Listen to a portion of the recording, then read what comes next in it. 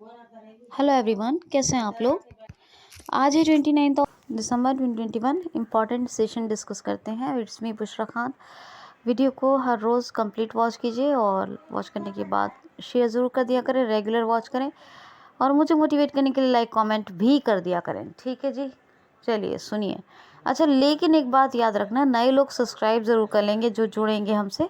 उससे क्या होगा, आपको बहुत ज़्यादा बेनिफिट होगा और इस प्लेटफॉर्म्स के आपको बहुत ज़्यादा बेनिफिट मिलेंगे और आपको यहाँ गारंटेड कंटेंट मिलेगा। डेली अपडेट्स के लिए बेल आइकन को भी हिट कर लेंगे।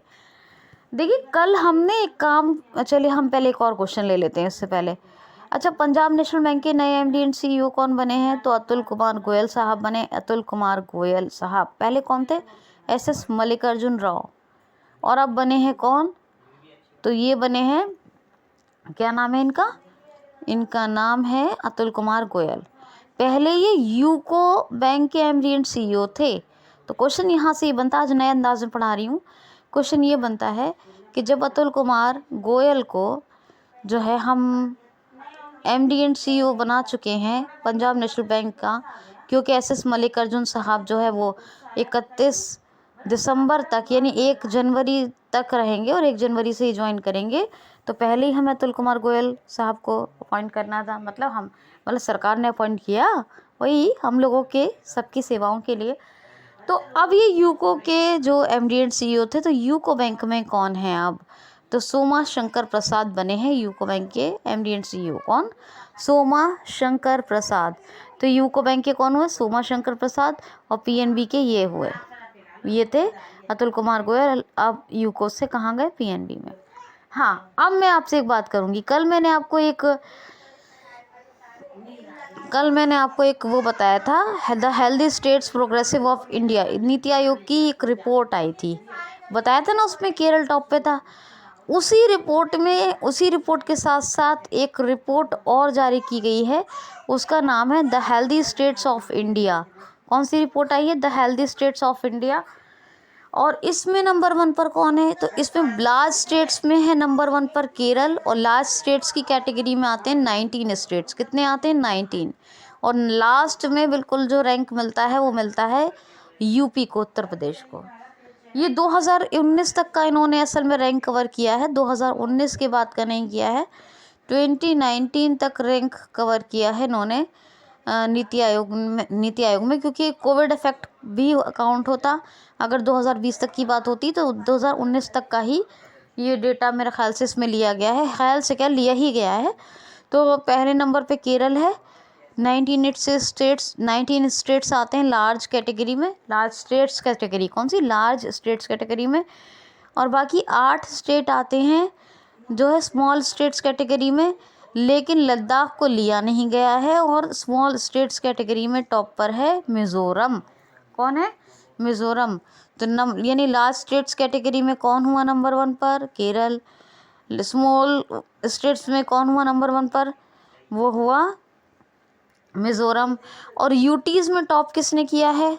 The health states of India के अंदर यूटीज़ में टॉप किया है दमन, दीव, दादर, नागर हवेली, क्योंकि अभी एक ही है। दमन एवं दीव, दादर, नागर हवेली ने यूटीज़ में टॉप किया है। पर जो लास्ट स्टेट्स कैटेगरी में लास्ट नंबर जो है 19 नंबर, वो यूपी का है। और इस स्मॉल स्टेट्स कैटेगरी में मिज़ोरम तो टॉप पर है, लेकिन लद्दाख को इसमें अभी लिया नहीं गया है, क्योंकि जैसा मैंने कहा 2019 तक का ही डेटा कवर किया गया है। इसमें बहुत सी टेक्निकल हेल्प WB यानी वर्ल्ड बैंक और दूसरे ऑर्गेनाइजेशंस ने भी की है। तो आपको ये बातें याद रखनी है, सारी बातें बहुत मोस्ट इम्पॉर्टेंट हैं। अच्छा, एक यहाँ पर मैं क्वेश्चन कवर कर रही हूँ। मैंने आपको बताया था अंडर 19 महिला फुटबॉल चैम्पियनशिप, ये कहाँ है? जो तो ये हुई है बांग्लादेश में। और सादा अख्तरीबा फ्रॉम बांग्लादेश, इनको valuable player of the year का अवार्ड मिला है। और जो है एक और मिला है, वैल्यूएबल प्लेयर हो गया, और एक, बस इतना ही याद रखिए। मगर इसके इम्पॉर्टेंट पॉइंट्स मैं आपको यहाँ ये क्लियर करवा रही हूँ कि ये south Asian football federation championship हुई है, ये हुई है बांग्लादेश में। कहाँ हुई है? बांग्लादेश में। और जीता भी किसने है? बांग्लादेश ने। 2 पॉइंट क्लियर हो गए। तीसरा, हराया किसने है? इंडिया को। किसने? बांग्लादेश टीम ने इंडिया को हराया है। और होस्टिंग भी इसने की है और जीती भी यही है। तीसरा इम्पॉर्टेंट पॉइंट ये है कि इसका जो हेडक्वार्टर है ये बांग्लादेश में है। और एक और इम्पॉर्टेंट पॉइंट ये है कि क्या नाम है, काजी सलाहुद्दीन, ये इसके हेड हैं, काजी सलाहुद्दीन। और एक और इम्पॉर्टेंट फुटबॉल, ये साउथ एशियन फुटबॉल फेडरेशन का जो हेडक्वार्टर बता दिया, इसके सीईओ बता दिए। इसकी स्थापना कब हुई? 1997 में। किसको हराया, किसने होस्टिंग की और किसने हराया, कौन जीता? और most valuable player of the year का अवार्ड, मतलब मोस्ट वैल्यूएबल प्लेयर का अवार्ड किसको मिला? तो क्या नाम था उनका, मैंने बताया, शहादा अख्तरीबा। ठीक है, याद रखना। बहरहाल इनका नाम थोड़ा मुझे समझ में नहीं आया, फिर भी मैंने आपको बताने की कोशिश की है। कुछ गलती होगी तो बाद में बता दिया और जाएगा। ठीक, तो ये बात है, ये भी बांग्लादेश की हैं। तो ये पॉइंट्स इम्पॉर्टेंट हैं, इसलिए इम्पॉर्टेंट चीज़ें क्लियर करवा रही हूँ। दिसंबर क्लोज हो रहा है इसलिए। अच्छा, बहुत इंटरेस्टिंग एक पॉइंट है, देखिए हाल ही में भी एक डियोड मॉड्यूल डेवलप हुआ है। ये किस शहर में डेवलप हुआ है? तो डियोड मॉडल, क्या मॉड्यूल, डियोड मॉड्यूल, ये मॉडल भी कह सकते हैं आम जबान में। तो डियोड मॉडल क्या है? एक्चुअली एक व्हीकल है, वो डीजल से चलेगा, लेकिन वो रेलवे ट्रैक पे भी चल सकता है और रोड पे भी चल सकता है। और ये बनाया है जापान ने। किसने बनाया है? जापान ने। देखिए ये जो जापान है, इसका एक बहुत छोटा सा टाउन है, यहाँ पे इसने इसको बनाया है। वहाँ पर ट्रांसपोर्टेशन फैसिलिटीज़ बहुत कम है, क्योंकि ये बिज़नेस जो है वो बहुत ज़्यादा प्रॉफिटेबल नहीं है, बहुत ज़्यादा आबादी नहीं है, बहुत छोटा सा टाउन है, और ट्रांसपोर्ट फैसिलिटीज़ भी इसीलिए नहीं है। तो डियोड मॉड्यूल, और ये पता है क्या है, इसमें 2 तरह के व्हील लगाए हुए हैं, रोड पे चलने के लिए अलग और रेलवे ट्रैक के लिए अलग। जिस ट्रैक पे चलेगा, दूसरे ट्रैक वाले जो व्हील हैं वो या तो ऊपर मुड़ जाएंगे या अंदर चले जाएंगे। ठीक है, और डीजल से ही चलेगा। रेलवे ट्रैक पे चलेगा तो 60 किलोमीटर पर आवर इसकी स्पीड होगी रेलवे ट्रैक पर, और रोड पर चलेगा तो रोड पर इसकी 100 किलोमीटर पर आवर स्पीड होगी। तो ये डियोड मॉड्यूल नाम का एक व्हीकल, ये बहुत इम्पॉर्टेंट है, और ये किसने बनाया? जापान ने बनाया है, याद रखना, बहुत इम्पॉर्टेंट है। ठीक है, नेक्स्ट क्वेश्चन है, हाल ही में भी स्टेट बैंक ऑफ इंडिया ने ई रूपी ने स्टेट बैंक ऑफ इंडिया के साथ एक समझौता किया है स्टूडेंट्स को स्कॉलरशिप प्रोवाइड करने के लिए। ये किस राज्य सरकार ने किया है? तो कर्नाटका राज्य सरकार ने। ई रूपी, इसमें क्या होगा पता है? इसमें ये होता है कि एक टेक्स्ट मैसेज के थ्रू एक वो भेजा जाता है, क्यूआर कोड, जिसको स्कैन करवाना पड़ता है। जो बच्चे स्कॉलरशिप्स के लिए, जो स्टूडेंट्स एलिजिबल हैं, उनके लिए उन एलिजिबल बच्चों को एक कोड भेजा जाएगा, क्यूआर कोड, वो टेक्स्ट मैसेज के थ्रू भेजा जाएगा। यही है ई रूपी। ठीक है, और ई रूपी जो है, इसके कोड को स्कैन करवा लेंगे जहाँ वो ई रूपी के मेन प्लेटफॉर्म है, जैसे कुछ इंस्टीट्यूशंस हैं या इंस्टीट्यूट वाले बताएंगे, इंस्टीट्यूट वाले कि कहाँ लेके जाना है, तो वो स्कैन करेंगे और वहाँ पर उनकी फीस के पैसे जमा हो जाएंगे और वो स्कॉलरशिप उन्हें मिल जाएगी, है ना। इस तरह जो चीटिंग है, फ्रॉड है, वो सब, धोखाधड़ी के मामले कम होंगे। तो ये जो है, ये एक बहुत बेहतरीन तरीका निकाला है ये ई रूपी ने। और ये कर्नाटका राज्य सरकार ने अपने स्टूडेंट्स को स्कॉलरशिप प्रोवाइड करने के लिए ये एक समझौता किया है स्टेट बैंक ऑफ इंडिया के साथ। किसने? कर्नाटका राज्य सरकार ने, ई रूपी और स्टेट बैंक ऑफ इंडिया, जिससे कि कोड भेजा जाएगा जो बच्चे एलिजिबल है और उनको आसानी से उनके स्कॉलरशिप अमाउंट प्रोवाइड हो जाएंगी। कौन कौन से नेशनल पार्क हैं? धांधेली और टाइगर रिजर्व कौन से? काली, धांधेली और अंधेरी। बनरकाटा, बांदीपुर, नगरहोल, अंशी और कुद्रेमुख, ये सब नेशनल पार्क हैं। बाकी तो मैं सब बताती रहती हूँ। कौन है? बसवराज मुंबई चीफ मिनिस्टर हैं। गवर्नर कौन है? गवर्नर हैं थावरचंद गहलोत, और बेंगलुरु कैपिटल है। अब बहुत ज़्यादा बात नहीं करेंगे, 1-2 इंपॉर्टेंट पॉइंट देख लेते हैं।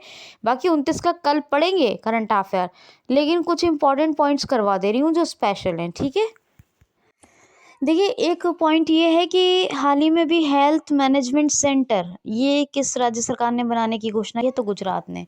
ये बाकायदा एक हेल्थ पोर्टल डेवलप करेंगे, हेल्थ मैनेजमेंट सेंटर बना रहे हैं गुजरात सरकार ने कहा है कि वो नॉन कम्युनिकेबल डिजीज़ का बेहतरीन तरीके से एक इलाज करेंगे, ट्रीटमेंट देंगे। तो इसी के लिए बेहतरीन बेटर हेल्थ के लिए हेल्थ मैनेजमेंट सेंटर बना रही है गुजरात सरकार। याद रखना है आपको, ठीक है। अच्छा, गुजरात की अगर मैं बात करूं तो मैंने कल भी गुजरात के बारे में बताया था ना। और आज मैं दूसरा क्वेश्चन जो लेने जा रही हूँ अभी जो क्वेश्चन लेने जा रही हूँ उसमें गुजरात तीसरे नंबर पे है। तो क्वेश्चन सुनिए, श्यामा प्रसाद मुखर्जी स्कीम को लागू करने यानी श्यामा प्रसाद मुखर्जी योजना को लागू करने इम्पोज करने के मामले में कौन सा राज्य नंबर 1 पे है? तो तेलंगाना नंबर 1 पर है। और उसका नाम है स्कीम का श्यामा प्रसाद मुखर्जी योजना। इसका नाम है रर्बन, क्या रूरल और अर्बन, इनके बीच में जो डिस्टेंस है उसको कम किया जाए। डिस्टेंस मीन्स चाहे वो ट्रांसफॉर्मिंग में हो या फैसिलिटीज़ में, जो मतलब कम से कम डिस्टेंस किया जाए और रूरल एरियाज़ और अर्बन एरियाज़ दोनों को ही बेहतर बनाया जाए और हर फैसिलिटी के मामले में। तो ये है रर्बन नाम की एक स्कीम है। ये श्यामा प्रसाद मुखर्जी योजना के अंडर में आती है। इसको इम्पोज करने के मामले में टॉप पे रहा है तेलंगाना। कौन रहा है? तेलंगाना। दूसरे नंबर पर है कौन है? दूसरे नंबर पे है तमिलनाडु और तीसरे नंबर पे है गुजरात। तो पहले पे तेलंगाना, दूसरे पे तमिलनाडु, तीसरे पे गुजरात। किसको? श्यामा प्रसाद मुखर्जी स्कीम यानी इसमें क्या है, रर्बन योजना को लागू करने के मामले में। जब मैंने जो बताया था ना, क्या बताया था, the healthy states of India की जो रिपोर्ट आई है नीति आयोग की, उसमें आपको बता दूं कि उसमें जो नंबर 1 पे था, कौन था नंबर 1 पे? आपको बताया था केरल। नंबर 2 में उस पे भी तेलंगाना था और तीसरे नंबर पर तमिलनाडु था। यानी साउथ इंडियन स्टेट्स बहुत प्रोग्रेस कर रहे हैं और टॉप कर रहे हैं। तो ये बात मैंने अभी आपको बताई है। और ये जो एक बताया आपको, कौन सा बताया है मैंने, ड्यूड मॉड्यूल जो बनाया है किसने? जापान ने एक नाम व्हीकल जो बनाया है, ये इसे किस शहर में शुरू किया गया है? जापान के क्यो सिटी में इसको शुरू किया गया है। तो आप ये बात याद रखना, बहुत इम्पॉर्टेंट है। अच्छा, एक चीज़ ये है कि अभी कौशल निगम पोर्टल किस राज्य सरकार ने लॉन्च किया है? तो हरियाणा राज्य सरकार ने। पता है, ये बहुत अच्छा पोर्टल बनाया है हरियाणा राज्य सरकार ने, जिस पर कौशल निगम पोर्टल। इस पे क्या है? कौशल रोजगार, यानी कि जितने भी लोगों को रोजगार मिला है, जितने लोगों को मिल रहा है, कितने लोगों को नहीं मिला है ना। और स्किल्स के बारे में जानकारी, मतलब इन स्किल्स को कैसे बढ़ाया जाए। तो कौशल निगम पोर्टल बेसिकली याद रखिए। कौशल निगम पोर्टल अभी शुरू किया हरियाणा राज्य सरकार ने। हरियाणा राज्य सरकार ने एक पार्क भी बनाया अभी, अटल पार्क। कौन सा? अटल पार्क, ठीक है। और एक मैगजीन शुरू की है। कौन सा है? कौन सी मैगजीन है? व्यवस्था परिवर्तन से सुशासन। क्या है? व्यवस्था परिवर्तन से सुशासन। ये गुड गवर्नेंस डे मनाया गया है ना अभी 25 दिसंबर को, इसीलिए सब कुछ किया गया है। तो हरियाणा के चीफ मिनिस्टर ने बहुत अच्छे अच्छे इनिशिएटिव लिए हैं। ये तमाम आप बातें, ये तमाम चीज़ें मैं आपको बता रही हूँ।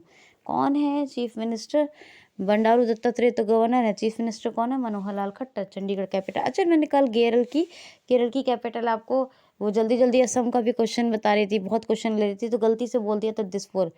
हमेशा केरल की कैपिटल क्या बताई है मैंने आपको? तिरुवनंतपुरम, वही है, याद रखनी है। दिसपुर किसकी है? असम की है। कल का वीडियो अभी मैंने देखा तो उसमें मैंने सुना, तो मुझे फिर मैंने कहा ये कैसे बोल दिया। तो खैर, तो नेक्स्ट देखिए क्वेश्चन। हाल ही में अभी ग्रीन फिक्स डिपॉजिट के मामले में पूरे देश में नंबर 1 बड़े बैंक समूह का हिस्सा कौन सा बैंक बना है? तो इंडसइंड बैंक। इसमें क्या है? ग्रीन फंड या फिर ग्रीन फिक्स डिपॉजिट के नाम से एक जो है इंडसइंड बैंक ने एक बहुत अच्छी चीज़ शुरू की है। जैसे कि जो भी हमने कुछ 17 सस्टेनेबल डेवलपमेंट गोल्स रखे हैं, हमारी सरकार ने SDG गोल्स रखे हैं। कितने? 17। 2030 तक हमें उन्हें फुलफिल करना है, यानी अचीव करना है। क्या करना है? हासिल करना है, अचीव करना है। तो जो भी 17 सस्टेनेबल डेवलपमेंट गोल्स हैं हमारे, SDGs हैं, उनमें से जो भी उस गोल में पैसा लगेगा या उस गोल के लिए लोग फंडिंग करते हैं, फिक्स डिपॉजिट करते हैं, वो कहलाएंगे ग्रीन फिक्स डिपॉजिट। क्या कहलाएंगे? Green fix deposit. और आप अगर उस बैंक को पैसा देते हैं, मतलब अपना फिक्स डिपॉजिट करते हैं, तो अब तो ऑनलाइन ही हो रहा है सब, तो बैंक आपका पैसा लेगा आपसे, फिर कुछ आपसे वो फ़ी भी लेगा और आपको इंटरेस्ट भी देगा 6% का, क्योंकि आपने अपने SDGs को अचीव करने में जो भी काम कर रहे हैं उसमें आपने अपना फिक्स डिपॉजिट किया है, तो आपको तो मिलेगा इंटरेस्ट 6% पर एनम का, लेकिन बैंक को भी तो कुछ फ़ी मिलेगी ना, कुछ अमाउंट मिलेगा, तो वो अमाउंट किस में लगाया जाएगा? वो SDG में लगाया जाएगा जो हमें अचीव करने हैं। तो इस तरह जो बड़े प्रोग्रेसिव लेवल के, डेवलपमेंट लेवल के, मतलब डेवलप्ड लेवल के जो बैंक हैं हमारे इंडिया में, उनमें एक इम्पॉर्टेंट प्राइवेट बैंक भी बना है। कौन है? इंडसइंड बैंक। इसने भी बहुत अच्छे अच्छे इनिशिएटिव लिए हैं, इसलिए इसका नाम याद रखिएगा। हेड कौन है इसके? Sumant Katpalia, MD and CEO, और हेडक्वार्टर्स का मुंबई में है ना। तो we make you feel richers, we make you feel richers, ये इसकी टैगलाइन है। बाकी अभी क्वेश्चन पूरे नहीं हुए हैं 29 के, लेकिन मैंने बस ऐसे ही आपको कुछ इंपॉर्टेंट पॉइंट्स बताए हैं जो आपके काम आ सकते हैं। बहरहाल 29 का करंट अफेयर अभी पेंडिंग है, कंप्लीट नहीं है, तो कल हम इस पर बात करेंगे। आज के लिए इतना ही। Thanks for watching.